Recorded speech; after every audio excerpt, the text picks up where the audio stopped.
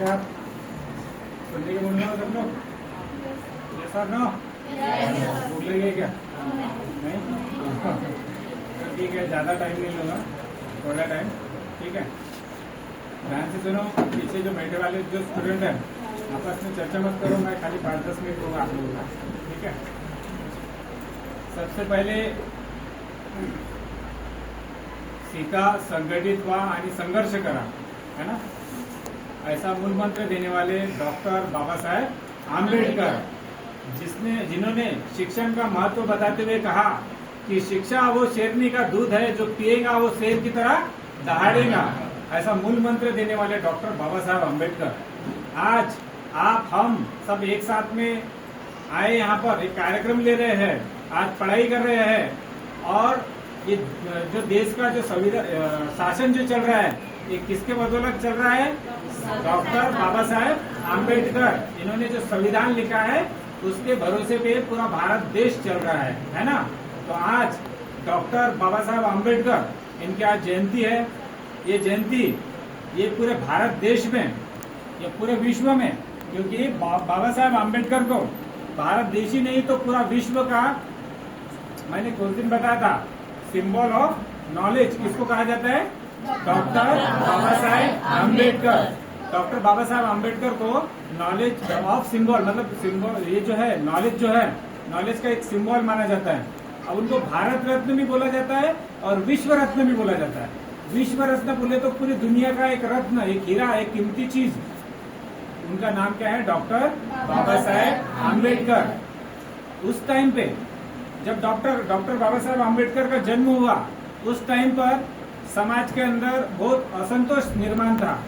मतलब लोगों के अंदर ऐसी लड़ाई चलती थी, लोगों को ये ऊंचा समाज का है, ये नीचा समाज का है, ये दलित है, ये आदिवासी है, ये फलाना है, ढिमका है, ढिमका है, ऐसा बोलते थे और उसको वैसे ही वागणूक देते थे। स्कूल में पढ़ने का अधिकार नहीं था उस टाइम पर, है ना।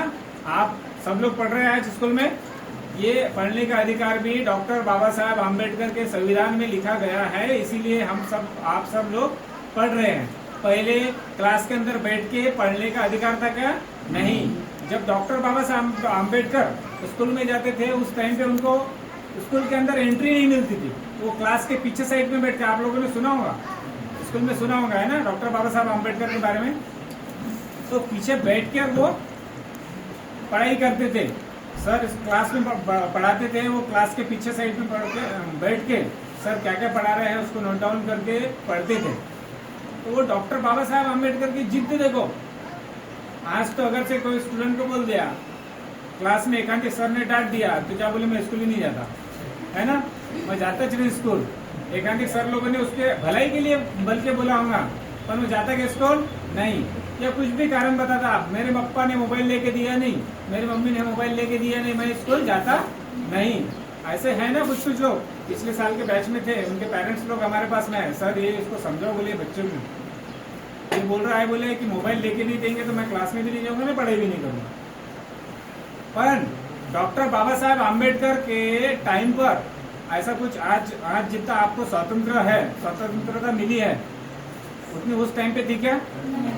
तो बाबा साहेब आम्बेडकर ने अपने लिए बहुत सारा मुसीबत, बहुत सारे प्रॉब्लम्स को फेस किया, और वो फेस करने के बाद में डॉक्टर बाबा साहेब आम्बेडकर ने सोचा कि ठीक है, मैं अकेला तो हूँ।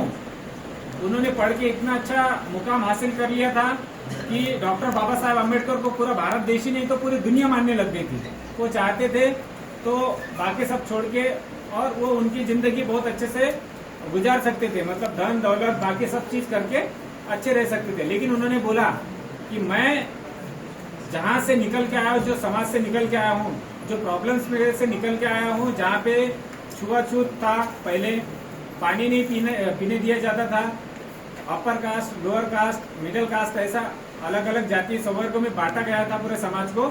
उस टाइम पे डॉक्टर बाबा साहब आम्बेडकर ने समाज के अंदर एकता निर्माण होना चाहिए, सब समाज ने आगे बढ़ना चाहिए, सब समाज का विकास होना चाहिए, उसके लिए क्या लिखा?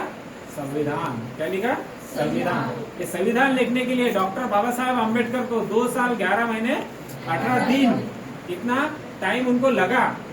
उन्होंने रात दिन ये एक भारत देश का ही ऐसा संविधान है, बहुत सारे देश है ना, अमेरिका है एक देश, पाकिस्तान भी है, अफगानिस्तान भी, ऐसे बहुत सारे देश है।